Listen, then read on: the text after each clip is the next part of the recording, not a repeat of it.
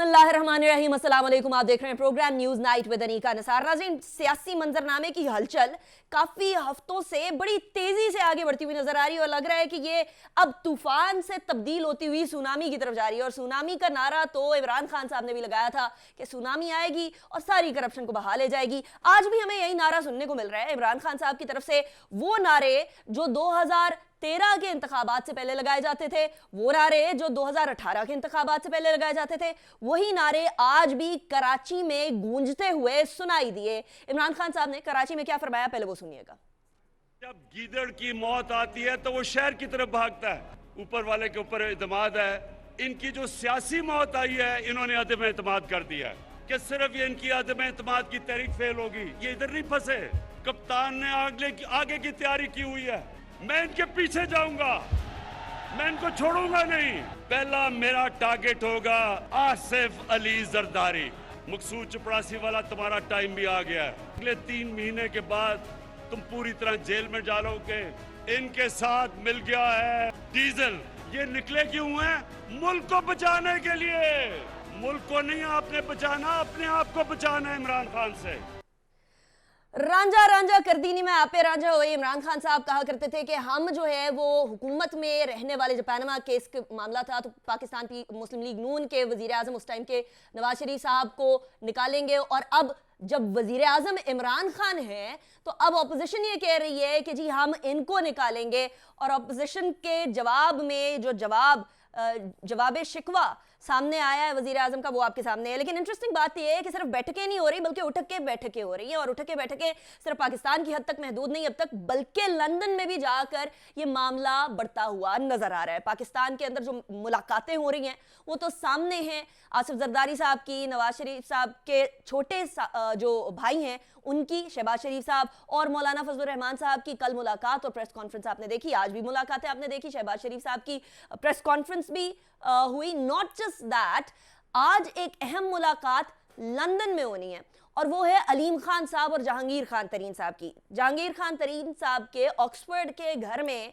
अलीम खान साहब कुछ देर इंतजार और रेस्ट करने के बाद मुलाकात करेंगे। और उसके बाद ये इंदिया दिया जा रहा है, ये एटलीस्ट ये खबरें आ रही हैं कि नवाज शरीफ साहब से भी मुलाकात हो सकती है।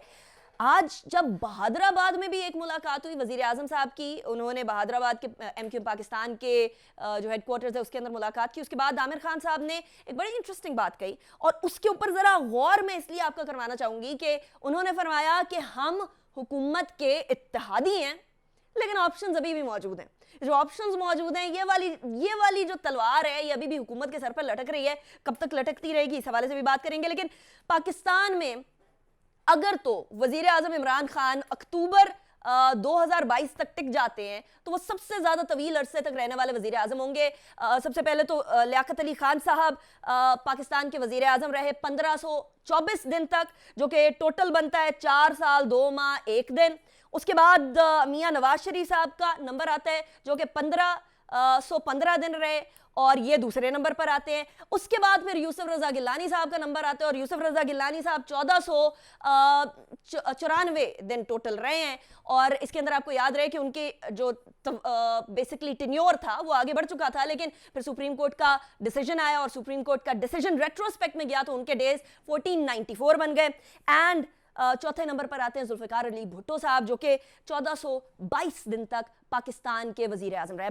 20 अक्टूबर 2022 तक अगर वजीर आजम इमरान खान वजीर आजम की कुर्सी पर बराजमान रहने पर जो है वो जीत जाते हैं या किसी तरीके से इसको मेंटेन कर लेते हैं तो he will be the prime minister, जो कि सबसे तवील अरसे तक पाकिस्तान के प्राइम मिनिस्टर रहेंगे। लेकिन तब तक कौन जाने, क्योंकि यहाँ पाकिस्तान की सियासत के अंदर तो कल का नहीं पता, तो आगे चल के क्या होगा। That is exactly what I am going to ask my analyst. मेरे साथ जो मेहमान मौजूद हैं मैं उनका तारुफ करवा दूं। इस्लामाबाद स्टूडियोज में हमारे साथ मौजूद हैं नसरुल्लाह मलिक साहब, सीनियर सहाफी हैं, किसी तारुफ के मोहताज नहीं है। बहुत शुक्रिया मलिक साहब, आपने हमें ज्वाइन किया। कामरान यूसुफ साहब भी हमें ज्वाइन कर रहे हैं इस्लामाबाद स्टूडियो से। बहुत शुक्रिया कामरान, आपने भी ज्वाइन किया। He is also senior journalist. Awais Tauheed साहब ने हमें ज्वाइन किया है, सीनियर जर्नलिस्ट हैं वो भी। बहुत शुक्रिया अवैस तौहीद साहब। एंड जनरल नईम खालिद लोधी साहब भी हमारे साथ मौजूद हैं, वेरी सीजन्ड एनालिस्ट और ऑफ कोर्स साबिक मिनिस्टर भी रह चुके हैं। बहुत शुक्रिया जन साहब, आपने भी हमें ज्वाइन किया। It's a pleasure having all of you. Malik साहब, सबसे पहले मैं आपसे स्टार्ट करती हूँ। आप ज्यादातर लाहौर में होते हैं और लाहौर का इस वक्त दर्जा हरारत इस कदर ज्यादा है लेकिन लाहौर के दर्जा हरारत ज़्यादा होने के बावजूद भी वज़ीर आज़म आप कराची में बैठे हुए हैं, ये क्यों, ये डिसीजन क्यों? कल से ये सवाल हो रहा है। देखिए, अब वज़ीर आज़म उस स्टेज पे आ गए हैं कि उन्हें अब पंजाब की इतनी फ़िक्र नहीं है, उन्हें अपनी फ़िक्र है। अच्छा, इसलिए उन्हें उन इत्तेहादियों को अपने साथ रखना है कि जो उनकी हुकूमत बचाने के लिए वफाक में उनका साथ दें। और आज एक जुमला मुझे अगर आप कहने दें तो जो कहते हैं ना, बहादुरी के गुण गाने वाला सर झुकाए बहादुराबाद पहुंच गया। Very interesting. आप अंदाज़ा करें कि वो इमरान खान साहब जो अपने मुखालफिन को ललकार रहे हैं, जो फातिहा खाने के लिए भी किसी का कोई अजीज़ फौत हो जाए तो उसे वज़ीर आज़म हाउस में बुलवाते हैं कि वहाँ मैं फातिहा कर लूँगा, मैं किसी के पास जाने को तैयार नहीं हूँ। आज उन्हें जगह जगह जाना पड़ रहा है। लोग सवाल करते हैं कि अदम एतमाद कामयाब होगी नाकाम होगी, ये बड़ा अगला सवाल है। सवाल ये है कि वो इमरान खान जो एक बयानिए की बुनियाद पर कि मैं हुकूमत छोड़ दूँगा, इक़्तिदार छोड़ दूँगा, ना ब्लैक मेल लूँगा, ना किसी के दबाव में आऊँगा, आज उसे जगह जगह जाकर झुकना पड़ रहा है। इससे आप सोच लें कि क्या ये इमरान खान की जीत है या इमरान खान की शिकस्त है। मैं समझता हूँ इमरान खान की शिकस्त है, और ये हालात उन्होंने ख़ुद पैदा किए। पिछले 3.5 साल की उनकी सियासत है, हुकूमत है, जो तर्ज़ हुकूमत है, उसने ख़ुद उन्हें एक ऐसे घेरे में लेके आ गए हैं कि आज उन्हें उन लोगों के मिन्नतें करनी पड़ रही हैं, उनको फ़ोन करने पड़ रहे हैं जिनका वो फ़ोन उठाने को तैयार नहीं थे। Very interesting. अच्छा, ये क्योंकि हम बहादुराबाद की बात कर रहे हैं, अवैस तौहीद साहब, कराची में आज खलबली मची हुई है, लेकिन मुलाकात के बावजूद भी वजीर आजम साहब से उनकी पहली दफ़ा 3.5 साल के अंदर बहादुराबाद आमद हुई है, MQM के हेडक्वार्टर्स के अंदर आमद हुई है। आज मुलाकात के बावजूद भी आमिर खान साहब ने ये नहीं कहा कि हम तो बबांगे दौल वजीर आजम के साथ हैं, हम तो पाकिस्तान तहरीक इंसाफ के साथ हैं। उन्होंने कहा है हम इत्तेहादी हैं, ऑप्शंस अभी भी मौजूद है। सो अगर ये इफ्स एंड बट्स ही चलते रहेंगे तो मतलब हम ये कह सकते हैं कि आने वाले हफ्ते में कहीं भी कुछ भी ट्रैक रेल ये जो है वो किसी भी ट्रैक पे चढ़ सकती है। शुक्रिया निका। देखिए, जिस तरह भी नसरुल्लाह साहब कह रहे थे, हमें तो वो दिन याद है जब इमरान खान साहब फाइलें लहराते थे और लंदन के अंदर कहते थे कि मैं इनके खिलाफ दहशतगर्दी के मुकदमात करूंगा, और एक राइवलरी थी बाकायदा MQM और तहरीक इंसाफ के माबैन। और फिर जाहिर बात है कि मसलहत और समझौतों पर उन्होंने अलायंस भी बनाया, हुकूमत के अंदर भी आए MQM, और आज वो काम हुआ जो इमरान खान साहब ने 25 साल जो अपनी जो भी उनकी सियासी तारीख है उसमें कभी न करने का वादा किया था, कि आज वो बहादुराबाद गए। और ये इसका मतलब यह है कि खान साहब जो है काफी परेशानियों में घिरे हुए हैं, गिरदाव के अंदर है, भंवर के अंदर है, और 3.5 साल के अंदर इतना मुश्किल तरीन जो चैलेंज है उनके सामने कभी नहीं आया। उसकी 2-4 वजूहत है। देखिए, इससे पहले चौधरीज़ के घर पे भी गए थे, उनको ये क्या कहते थे, अब MQM के पास आए हैं, और फिर जो जबान इस्तेमाल कर रहे हैं वो मुताबिकत नहीं रखती है इमरान खान साहब और उनके ओहदे से या वज़ीर आज़म के, कि मैं नहीं छोड़ूंगा, मेरी जंजीर जो है वो खुल गई है, मेरे हाथ खुल गए हैं। ये जबान जो है खान साहब के साथ मुताबिकत नहीं रखती।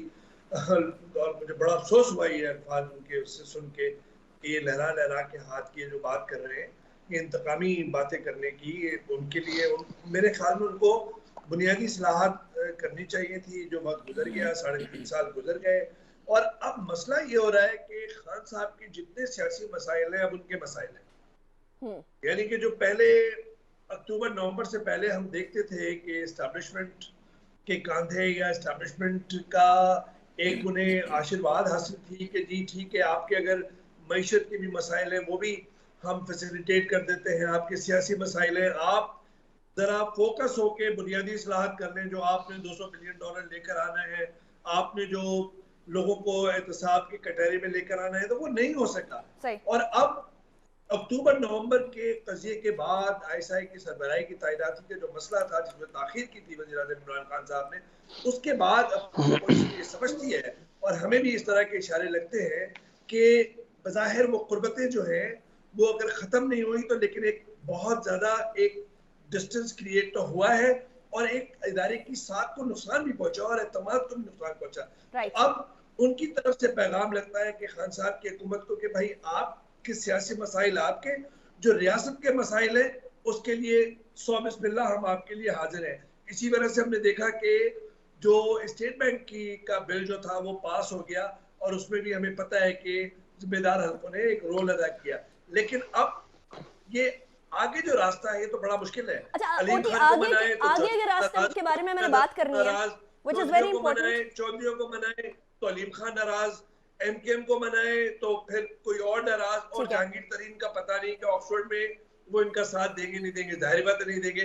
तो इतनी मुश्किलात में घिरे हुए हैं, और मुश्किलात में देखते हुए जो अदम एतमाद की तहरीक है वो एक उनका कारी जर्ब लगाई है Right. और मजीद दीवार से लगाना चाहते हैं इमरान खान साहब को।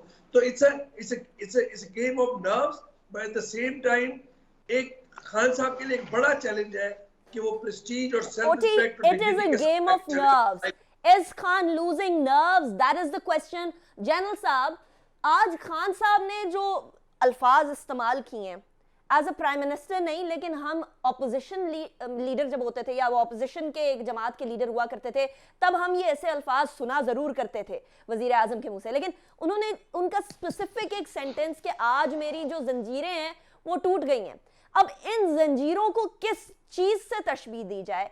कौन सी जंजीरें थी जो उनको कह रही थी कि नहीं, आपने जो है वो दूसरों को इतना दीवार से नहीं लगा देना कि फिर आपको रिएक्शन ही रिएक्शन मिले और आप कोई एक्शन ना ले सके?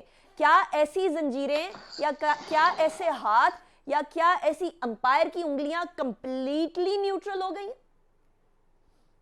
बहुत शुक्रिया जी।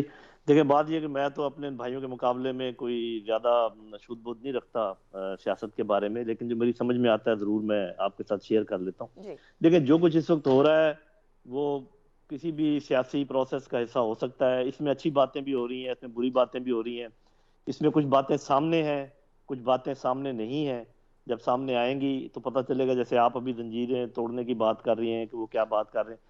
बात यह है कि जो बुनियादी एक असूल ये है कि इखलाकियात का दामन कभी हाथ से नहीं छोड़ना चाहिए, चाहे आप इक़्तिदार में हों या इक़्तिदार के बाहर हों।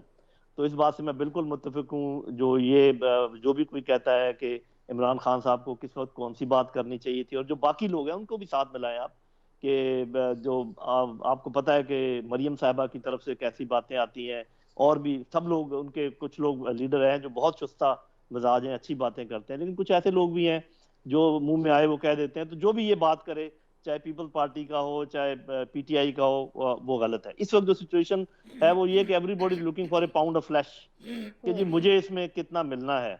और ये जो एमक्यूएम का आपने कहा कि कहते भी हैं हम हलीफ हैं, लेकिन कहते हैं ऑप्शन ओपन है, यही चौधरियों का हाल होगा, यही आप और देखेंगे जो अलीम खान एंड पार्टी है। तो एवरीबॉडी इज रनिंग अबाउट।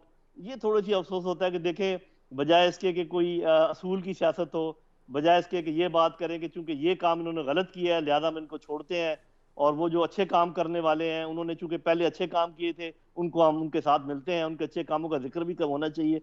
तो ऐसा हो नहीं रहा, जिसका बहुत अफसोस है। बाकी ये कि इमरान खान साहब अब क्यों चल पड़े हैं, तो चले, मेरा ख्याल है कि देखें सियासत में तो सारी दुनिया चल रही है, किसी ने किसी के चलने पर इतराज नहीं किया। इमरान खान के चलने पर इतराज किया दोनों भाइयों ने। वो शायद इसलिए कि पहले जो उनकी अकड़ थी या जिस तरीके से वो बात करते थे उसमें ये लगता नहीं था कि वो चल के किसी के पास जाएंगे।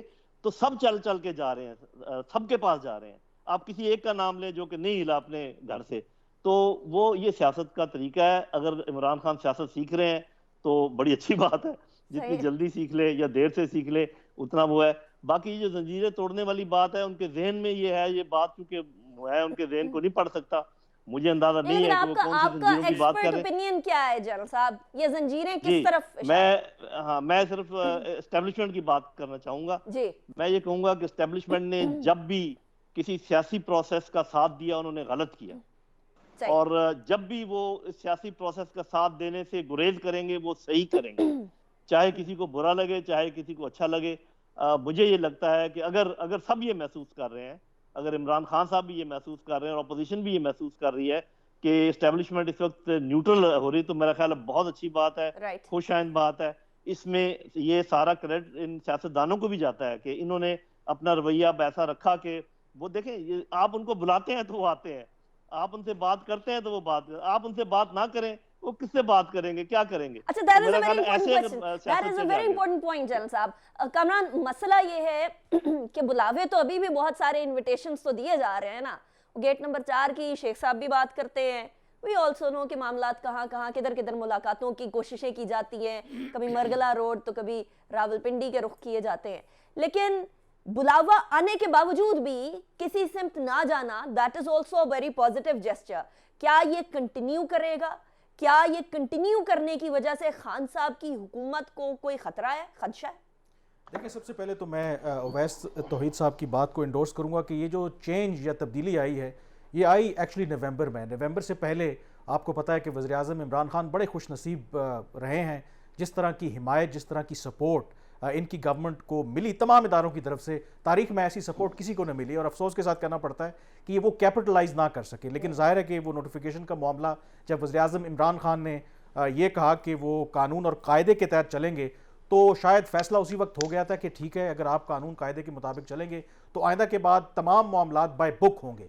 तो जब बाय बुक चीज़ें जाने लगीं, तो अब आप देख लें कि विद इन 4 मंथ्स ना सिर्फ उनकी अपनी पार्टी के अंदर इस वक्त टूट फूट हमें नज़र आ रही है, बल्कि वो अपनी, मेरे ख्याल में, बका की जंग लड़ रहे हैं। और आज की उनकी कराची की जो तकरीर है वो क्लियरली रिफ्लेक्ट करती है कि वो अंदर से आप कह लें कि कितना फ्रस्ट्रेटेड हैं, जिस तरह की वो ज़बान, जिस तरह की वो बातें कर रहे हैं। और उनका ये कहना कि 3.5 साल पहले मैं तो मुल्की मसाइल में उलझा हुआ था, अब मैं टारगेट करूंगा आसिफ अली जरदारी को, शहबाज शरीफ को।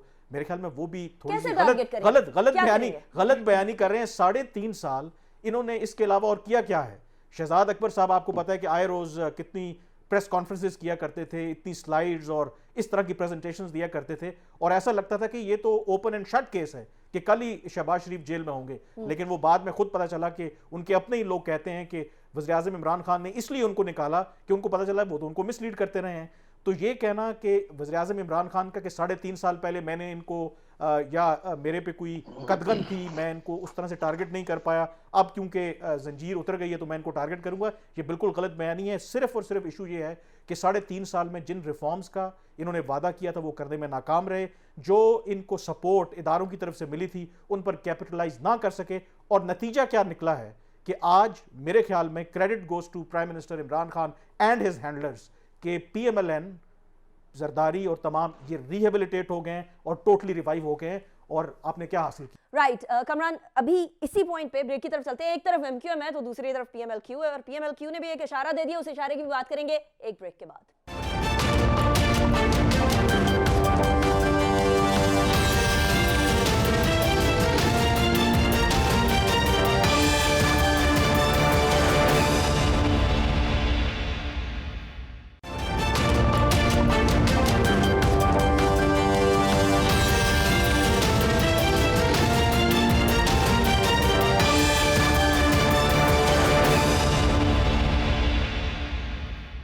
Welcome back after break. एक तरफ तो पाकिस्तान MQM ने ये बात कही है हम इत्तेहादी हैं, लेकिन ऑप्शंस खुले रहते हैं, और सियासत के अंदर कभी भी कोई भी चीज़ डेड एंड नहीं होती है, कोई भी चीज़ खत्म ही नहीं होती है, हर चीज़ का कोई ना कोई वे आउट ज़रूर होता है।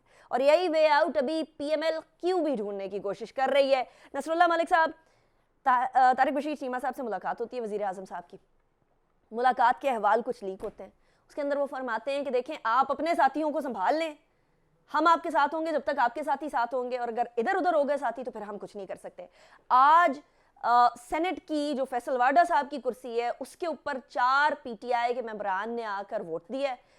क्या तारिक बशीर चीमा साहब भी ये चाह रहे हैं कि अब हम बताएं कि देखें हम आपके साथ नहीं चल सकते? क्या ये कोविड तरीका है ये बताने का? देखें, पंजाब में अगर आप तारिक बशीर चीमा साहब को देखें या चौधरी बरादरान को देखें, ये हल्के की सियासत करते हैं।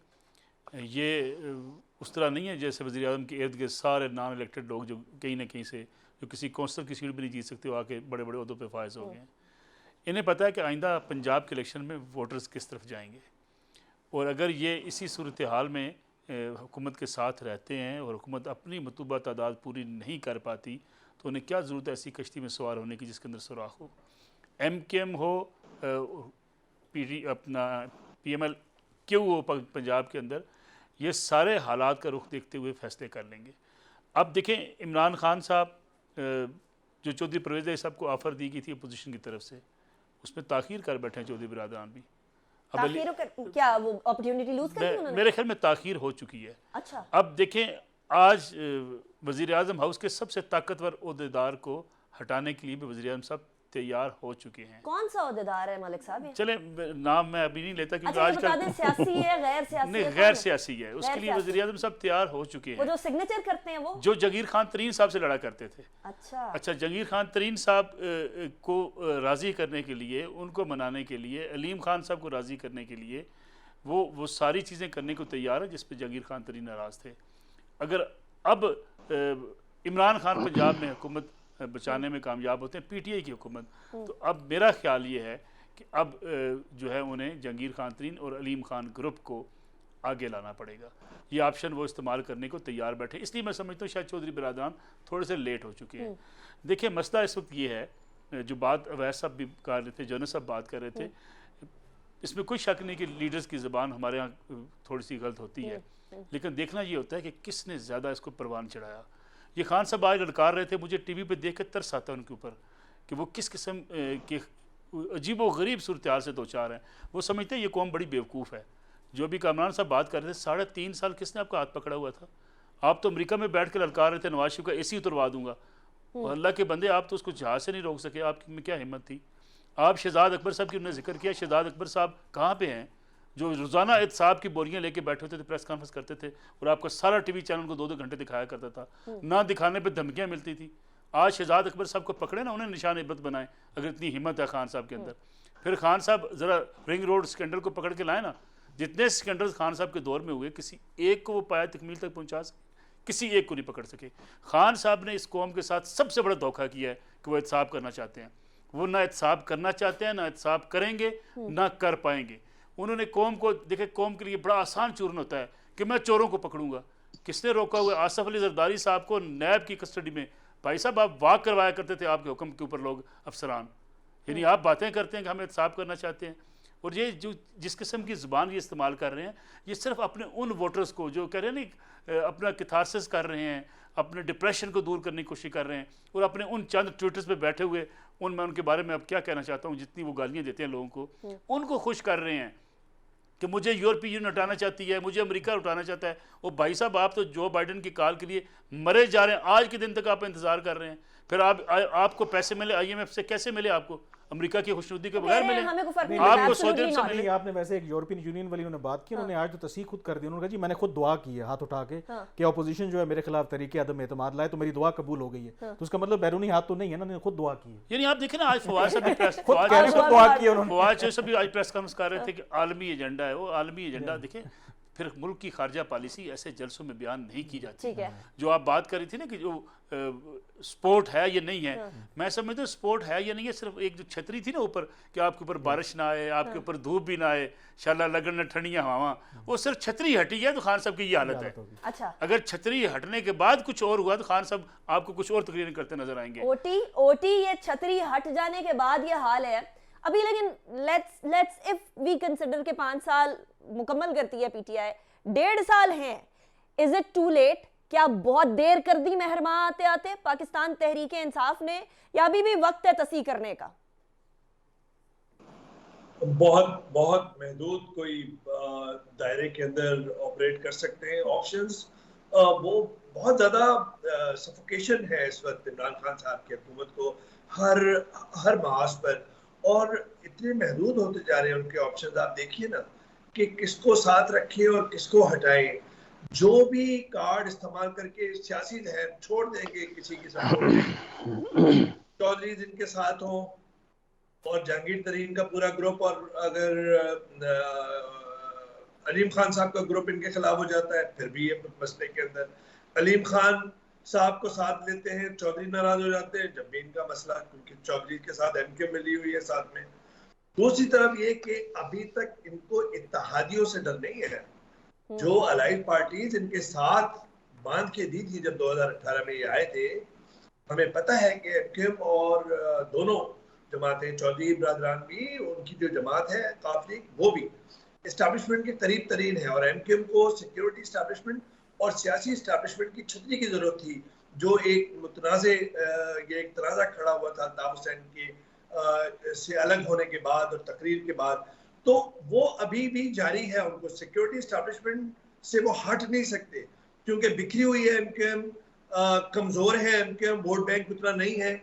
तो इसी बुनियाद पर जब इत्तेहादी को छोड़ दें, इत्तेहादी तो अभी भी इनके साथ हैं, किसी ने नहीं कहा कि हम छोड़ रहे, ऑप्शन खुले हैं, दरवाजे खुले हैं, सियासी बातें हैं, बार्गेनिंग हो रही है, जो असल मसला है वो तो इनके अपने घर का है। So all is not well in the house of Khan, क्योंकि देखिए पीटीआई के जहांगीर तरीन साहब के साथ जो है वो भी इनके हैं, अलीम खान साहब के साथ जो है वो भी इनके हैं, तो अपने घर की सफों को किस तरह मुतहिद रखेंगे, सबसे बड़ा मसला है। और इसी कमजोरी को देखते हुए जरदारी साहब या शहबाज शरीफ या मौलाना फजल रहमान या नवाज शरीफ साहब, ये 4 लोग हैं जिनको असल गेम प्लान का पता है। और मैं एज वी स्पीक मैं ये समझता हूँ कि गेम अभी भी पूरा नहीं हो सकता है अपोजिशन का, इसी वजह से टाइम है, और इसी हफ्ते 10 रोज के अंदर टाइम के अंदर वो सारी खींचातानी होगी। इसी वजह से बहुत सारी चीजें पर्दे के पीछे है। आप यकीन कीजिए इन 4-5 शख्सियात के अलावा गेम प्लान का किसी को नहीं पता। और शहबाज शरीफ साहब और जरदारी साहब को सामने रखने का मतलब ये है कि एंटी एस्टैब्लिशमेंट बयानिया जो है वो नीचे जाएगा, लेकिन खान साहब को इस चीज का ध्यान रखना होगा कि घर को लगाई आग घर के चिराग ने, so he has to take care of that. अभी ब्रेक की तरफ जाएंगे, ब्रेक के बाद वापस आएंगे, उसके बाद जनरल साहब और कामरान का एनालिसिस भी लेंगे इस हवाले से कि अब जो इम्तिहानात है, जो पुलसिरात है, इसको खान साहब कैसे पार करेंगे आफ्टर अ ब्रेक।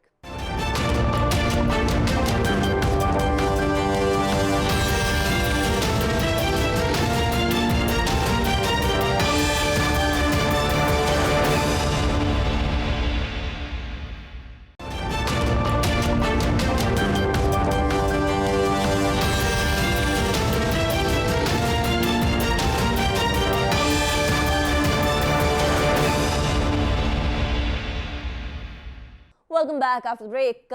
मसले मसाइल क्या हैं और कितने बड़े पहाड़ हैं खान साहब के सामने, इसके बारे में तो हमने बात की। जल साहब, आपकी नज़र में अब खान साहब के लिए हल क्या है इस मसले से निकलने का, इस गुत्थी को कैसे सुलझाएं? मेरे अपने ख्याल में खान साहब के लिए जो सबसे बड़ा चैलेंज है वो खुद उनकी अपनी ज़ात है, उनकी अपनी जिद है। और मैं ये समझता हूँ, मैंने फिर पहले भी कहा कि मैं ज़्यादा नहीं समझता सियासत को, लेकिन जब वो MQM के पास चल कर गए और आपने एक चेंज देखी है, और आपने एक और जिक्र भी सुना कि वो सबसे पावरफुल आदमी को हटाने को तैयार है, तो बस एक ही हर्डल और रह गया है, और वो है बुज़दार साहब। अच्छा। मेरा अपना ख्याल ये है, और मैं गलत हो सकता हूँ, कि अगर ये तीसरा हर्डल भी उन्होंने अबूर कर लिया तो ये अपने आप को बचा लेंगे। जहां तक ये है कि अवाम पागल नहीं है, जैसे कि मलिक साहब कह रहे थे, देखिए ये तो शहबाज शरीफ ने भी कहा था कि मैं सड़क पे घसीटूंगा और पेट फाड़ूंगा, तो अवाम है बेचारे, इन तीनों में से और उनके पास ऑप्शन है क्या? कोई पेट फाड़ता था, उसने नहीं फाड़ा, वो भी अवाम ने, कोई मिस्टर 5% 10% मशहूर था, वो भी अवामी इंसान है, और ये भी हैं। तो मेरा अपना ख्याल ये है कि अगर उनके अंदर ये फ्लेक्सिबिलिटी आ गई, जिसके आसार मुझे नजर आ रहे हैं, तो ये 3 चीजें, 2 का जिक्र हो चुका, तीसरी का मैंने जिक्र कर दिया, कि ये फ्लेक्सिबिलिटी के लोगों के पास आए जाएं, बातचीत करें। क्योंकि आप एक बात ध्यान में रखिए कि जो गवर्नमेंट दे सकती है MQM को या Q को या किसी और ऐसे ग्रोह को, वो आउट ऑफ गवर्नमेंट लोग अभी नहीं दे सकते। बात ठीक है, बाद में हो सकता है जो वादे वही दो। तो एक सिटिंग गवर्नमेंट के पास ये एडवांटेज होता है कि वो कुछ न कुछ, तो ये लोग तो हमेशा से ऐसा, MQM का तो पूरा एक हिस्ट्री है कि जब देखा कि थोड़ा सा कुछ मौका निकाला जा सकता है, एक वजारत और निकाल ली, कुछ चीजें और निकाल ली, वही करने जा रहे हैं। तो मेरा ख्याल है कि हम तीनों चारों जो बैठे हुए हैं, हमें तो इस बात का रोना चाहिए था कि ये किस किस्म की सियासत है पाकिस्तान में, जिसके हम सारे शिकार हैं, बजाय इसके कि हम सिर्फ इमरान खान को बुरा कहें या सिर्फ उसको बुरा कहें। मेरी बहन, हम बहुत ऐसे हालात में है कि इनमें से कोई भी काम करने के काबिल नहीं है। ये सब अपने अपने वो चीजों को देख रहे हैं कि हमने क्या करना है। आप दुआ कीजिए कि ऐसे लोग आए या इनके साथ ऐसे लोग हों जो मुल्क के बारे में सोचें, जो आगे के बारे में सोचें, तो देखते हैं आगे क्या होता है। वैसे जनरल साहब, ये वाली बात आपकी बिल्कुल दुरुस्त है, ये वाली बात आपकी बिल्कुल दुरुस्त है कि हम 1947 से अपने अखबारात के अंदर, वैसे भी खबरों के अंदर और वैसे भी हर सियासतदान से सुन रहे हैं, मुल्क बड़े नाजुक दौर से गुजर रहा है, और ये नाजुक मोड़ है कि खत्म होने का नाम नहीं लेता। कामरान, कैसे गुजारे इस नाजुक मोड़ को? खान साहब के लिए कोई सजेशंस दें। मेरे ख्याल में मेरा नहीं ख्याल कि इमरान खान साहब के रवैये में या उनकी अप्रोच में कोई तब्दीली आएगी। थोड़ा सा एफर्ट कर रहे हैं, MQM के पास चले गए हैं, कराची, चौरी शुजात की क़यादत करने वो गए, थोड़ा सा उनमें तब्दीली आई, लेकिन overall I don't think so कि इतनी लेट स्टेज पे उनके अंदर कोई तब्दीली आएगी। और दूसरा मेरा ख्याल है कि ये जो उनके इत्तेहादी हैं या इवन के जो डिसग्रंटल्ड एलिमेंट्स हैं विद इन द पीटीआई, अगर तो ये इस गवर्नमेंट का पहला साल होता और जो जिन हवाओं का हम बात कर रहे हैं कि रुख अब तब्दील हो रहा है, अगर वो इमरान खान साहब के साथ होता तो फिर तो इनके काफ़ी चांसेस थे। मुझे लगता है कि इस दफ़ा मामलात सीरियस हैं। उसकी एक वजह है कि अगर आप आज देखें तो क्यों इमरान खान साहब ने जरदारी साहब को सबसे पहले टारगेट किया, उसकी वजह यह है कि कहा जाता है कि मेरे पीपल्स पार्टी के एक सीनियर रहनुमा से बात हो रही थी कि ये जो नंबर गेम है ना, इसमें जरदारी साहब बड़े मास्टर हैं। और उन्होंने, मुझे बिल्कुल अच्छी तरह से याद है, जब सेनेट का इलेक्शन हुआ तो यूसुफ रजा गिलानी जब अनएक्सपेक्टेडली जीते तो उन्हीं साहब ने मुझे बताया कि अपसेट होने वाला है, ये हार जाएंगे हफीज शेख साहब। मैंने उनकी बात को नहीं माना, उन्होंने कहा आप देख लेना। मैं जरदारी साहब से मिल के आया हूँ, उन्होंने एग्जैक्ट मुझे नंबर भी बताया, और वही हुआ कि 2 दिन के बाद जब इलेक्शंस हुए और यूसुफ रजा गिलानी साहब अनएक्सपेक्टेडली जीत के, तो उन्हीं साहब का ये दावा है कि नंबर बिल्कुल इनके पास पूरा है और जरदारी साहब ने ये काम उस पर पूरा किया हुआ। तो मुझे लगता है कि सिचुएशन जो है वो बड़ी डाइसी है इस वक्त वज़ीर-ए-आज़म इमरान खान साहब के लिए। अब वो कैसे अपने आप को इससे निकालते हैं, मुझे नहीं लगता कि इन चंद दिनों के अंदर उनके रवैये में इतनी बड़ी तब्दीली आ जाए कि वो जहांगीर तरीन साहब को भी, अलीम खान साहब को भी, और जो बाकी इत्तेहादी हैं, बाकी डिस्ग्रंटल्ड एलिमेंट्स हैं, उनको अपने साथ मिला लें। क्योंकि इस दफ़ा मुझे नहीं लगता कि इवन के जो सेनेट के चेयरमैन के वोट ऑफ नो कॉन्फिडेंस में हमने देखा कि अपोजिशन के लोग टूटे थे, लेकिन अब मुझे नहीं लगता कि जो अपोजिशन के लोग क्यों टूटेंगे जब उनको पता है कि ऑलरेडी गवर्नमेंट जो है ऑन अ वीक फुटिंग है। तो मुश्किलात मेरे ख्याल में बहुत ज्यादा है वज़ीर-ए-आज़म बढ़ने वाली है। अच्छा, वज़ीर-ए-आज़म इमरान खान सबसे तवील अरसे वाले वज़ीर-ए-आज़म बन सकेंगे या नहीं बन सकेंगे? मलिक साहब वेरी क्विकली, फिर मुझे क्लोजिंग की तरफ जाना है।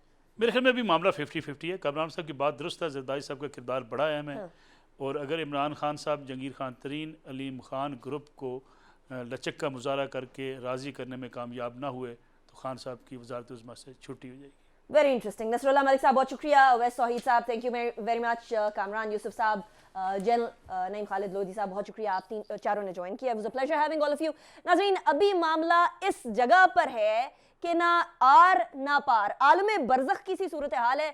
खान साहब के लिए बड़ा ज़रूरी है कि इस सूरत हाल को अभी हैंडल कर लें, टैकल कर लें। टैकल कर लिया तो सबसे तवील अरसे तक रहने वाले वज़ीर आज़म बन जाएंगे, नहीं तो ऑपोजिशन तमाम जुड़ी बैठी है। अनीका निसार को आज के प्रोग्राम से इजाज़त दीजिए, अपना बहुत ख्याल रखिएगा। अल्लाह हाफ़िज़। नासिर।